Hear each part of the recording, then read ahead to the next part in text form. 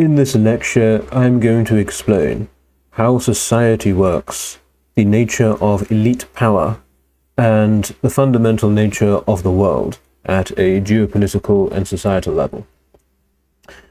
So, to understand society and the world, we need to understand reality itself. The people who can dominate society are they who can understand reality. The fundamental truth is that reality is consciousness, that we live in a mental reality. The whole idea of materialism is created to trap people in the world.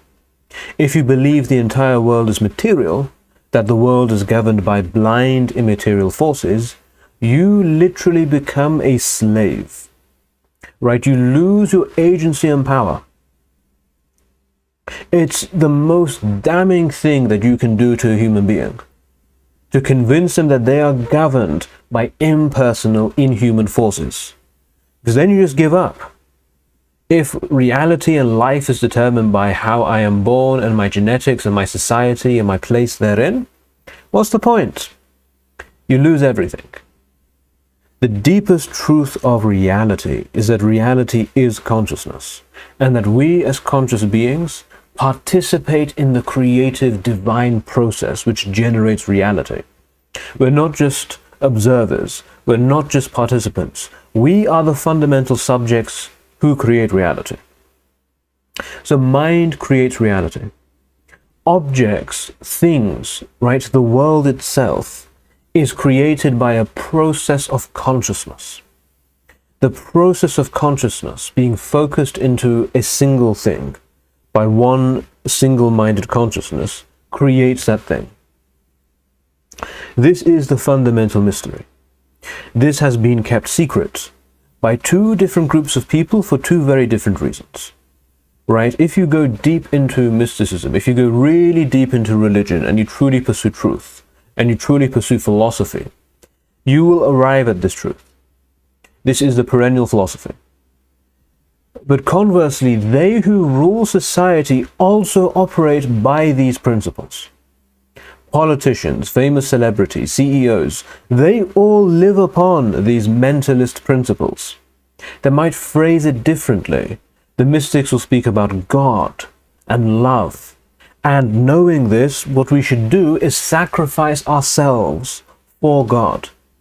Right? Because if God is consciousness and we are consciousness, there's nothing to lose. We should not fear the world, not fear the ego, not fight people to get what we want egoically. Because God is everything that we want. But then there's the mentalist laws of manifestation. There are those who will practice this to attain truth and love, and those who use this secret to actually control the world and to create manifestation in their life.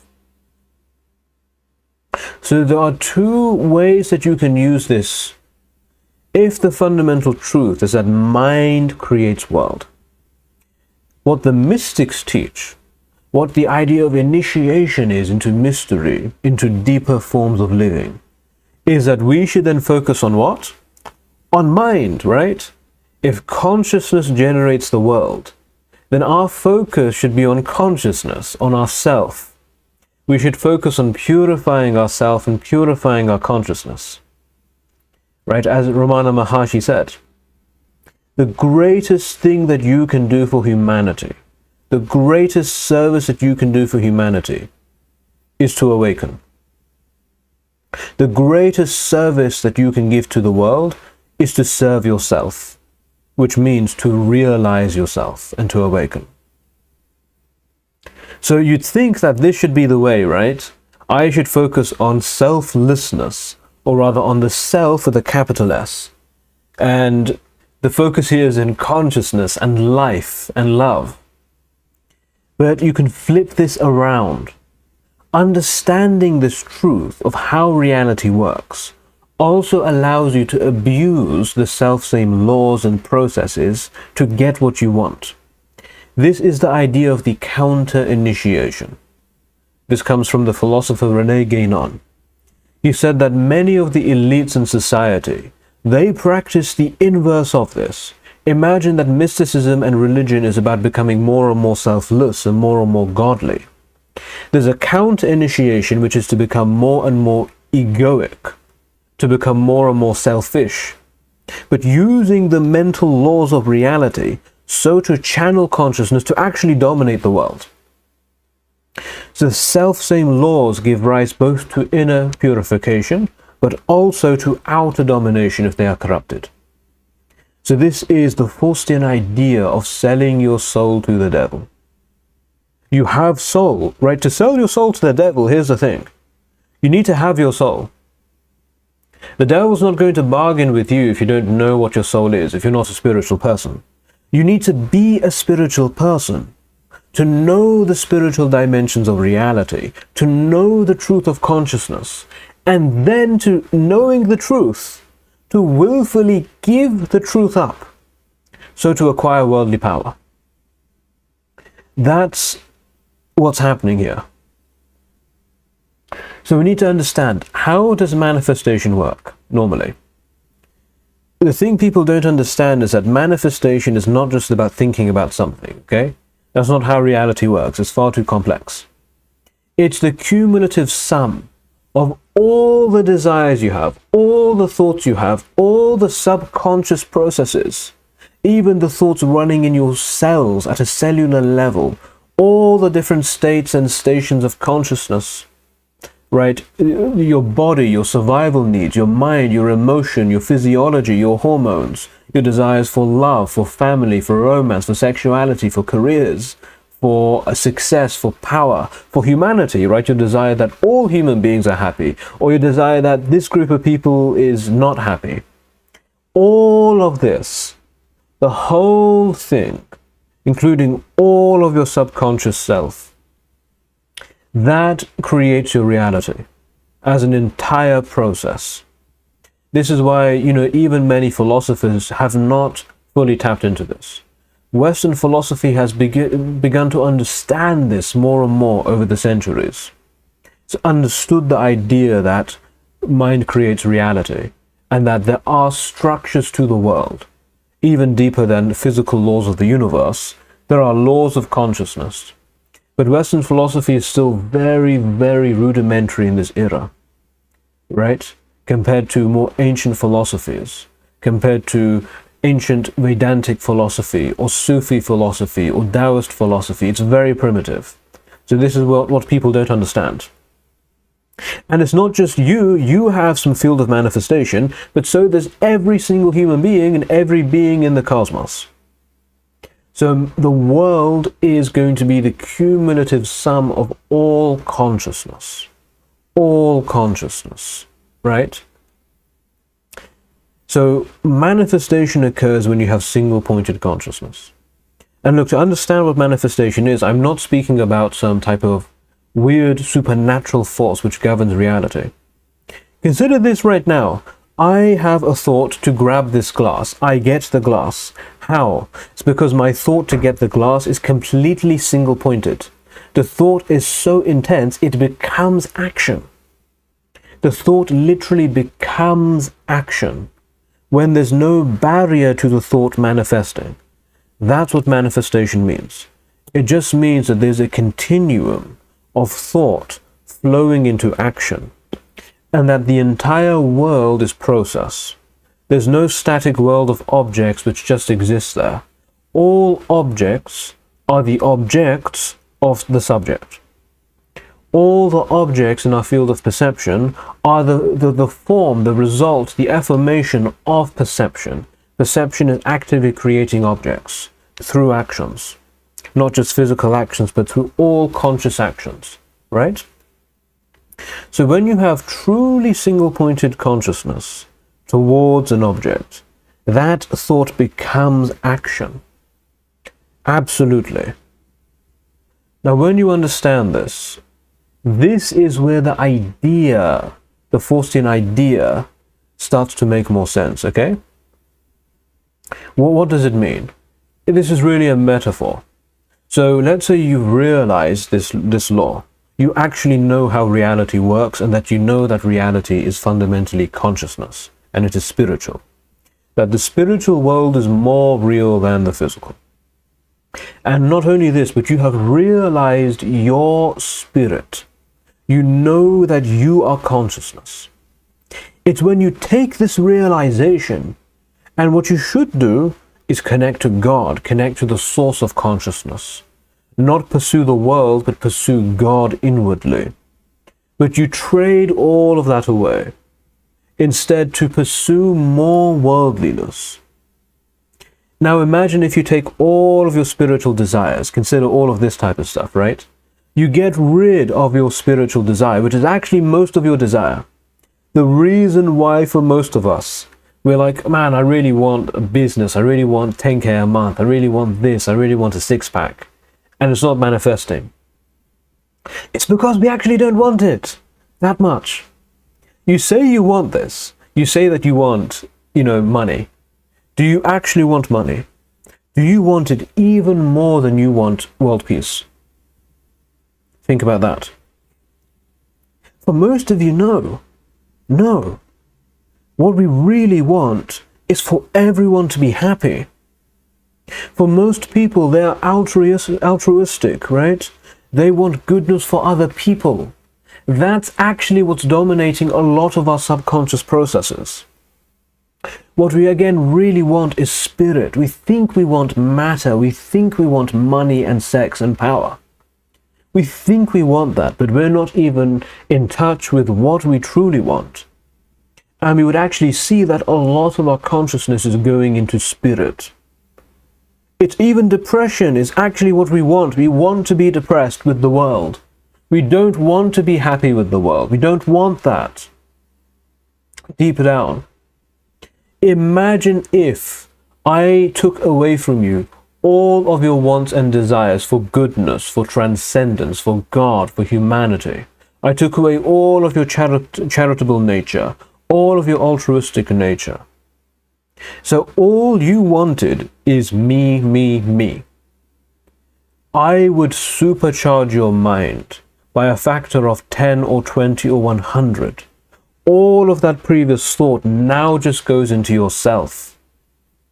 You would be absolutely supercharged when it comes to the physical dimension. So you trade away your spiritual nature to gain enhanced physicality. Your material nature is enhanced. You've got so much more physical consciousness in the world. So all of your consciousness is being funneled and focused and absolutely charged into manifestation. So what do these have in common? Artists, great warriors, CEOs, right? Very successful people, politicians, people who have power.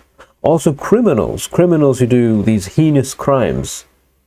Right? There was recently people who stole from the Louvre. How do they do that? How is it possible to bypass some of the most secure places in the world? How does that even happen? How does a terrorist even do a terrorist act? How can they possibly subvert all of the processes of society, all of the processes of security? Even to be a criminal actually requires very high consciousness. Not in a good way, right? High consciousness does not mean goodness necessarily. But you need to actually be very conscious and very intelligent and very aware and very grounded. You need to have a high degree of physical inner mastery, emotional mastery, to do anything in the world. Was Genghis Khan a good person? Was he an enlightened person? Probably not. But undoubtedly Genghis Khan had massive self-control to an unbelievable degree. That's the only way that he can be such a formidable warrior, such a formidable general and leader. Same thing for philosophers, artists, writers, mystics. How is it possible to discover such deep truth? You read these great works, and you cannot believe that this is the work of a human being. You cannot believe that a human being, like someone like me, like us, okay, like we have a mind, we know what it's like to be a human being. Imagine if you suddenly were just Shakespeare and you are producing the likes of Shakespeare, how would that happen? Would you even believe that this is coming from yourself? The answer is that it's not, right? These people are channeling higher wisdom. It's not coming from their egoic self. It's coming from spirit. So people like philosophers, mystics, they initiate into God. And they work through God, or rather God works through them. On the other side, people like criminals and people who use, because not all politicians are necessarily bad, but those who do want politics and business for power, they are using these laws to manipulate reality. So what all of these people have in common, they who achieve something in the world or in themselves, it's that they have very, very intense, tuned consciousness into their goal. When you understand this, this explains how society works. Why are the elites the elites? Who are they? How do they become billionaires? How do they attain positions of power? Why is human history, all of human history in the world today, why is it dominated by power-hungry people? How do they even become in control? How is it possible that we elect them? We elect them. How? We know that they are power-hungry beasts, yet we still consciously, it feels like, elect them. How is that even possible? It's because they who trade away the spiritual world for the material world will be unmatched when it comes to the material dimension. Their consciousness is more supercharged here than ours is. So they become the elites of society. They who have given away the soul will gain worldly power. And then they create the mega machine, the idea of society as a machine which dominates us. It dominates the mind. It dominates the soul. This mega machine creates the illusion of materiality. It creates a material philosophy which indoctrinates people. That's all a top-down imposition to destroy consciousness, to subjugate it so they retain power. This is how all of human history, all of human power dynamics, all of modern society and politics, it's all based upon this law. So the game is truly rigged. We can't beat them when it comes to the world. This is why all the mystics taught, give them the world. If they want the world so badly, just let them have it. And this is the sacrifice we need to make. It doesn't have to be that way. It doesn't have to be this way. This world could be the kingdom of God. And the next world too. Right? This could literally be a paradise on earth. But it's never going to be, because as long as there are people who want power, it won't be. And there are always going to be people who want power. So the only decision for us then is either we become the elite and we trade our souls away for power, or we let people have the world and we focus on the spiritual. And that's really our path. And in pursuing the spiritual, it means pursuing that which is consciousness, life, beauty, family, society, altruistic good nature, humanity, art, philosophy, knowledge. That should be our focus, not getting things, fulfilling our egoic wants and desires. Practicing selflessness is in a sense forced upon us by the nature of the world. And so this explains the world. When you look at someone like Donald Trump, okay, or any world leader, they carry an unmatched force in the world. And this is, look, many of you guys make a mistake, okay? I'll be very frankly honest. You do not understand reality. You're like, oh, this person's an idiot. How does he do that? We need to get this stupid person out of office. They're not stupid. They're not stupid. They're more clever than you are. They're more intelligent than you are, okay? They're more tuned in than you are. They are more conscious than you are. They have immense levels of physical grounding. Even their capacity to lie right? Lying is hard.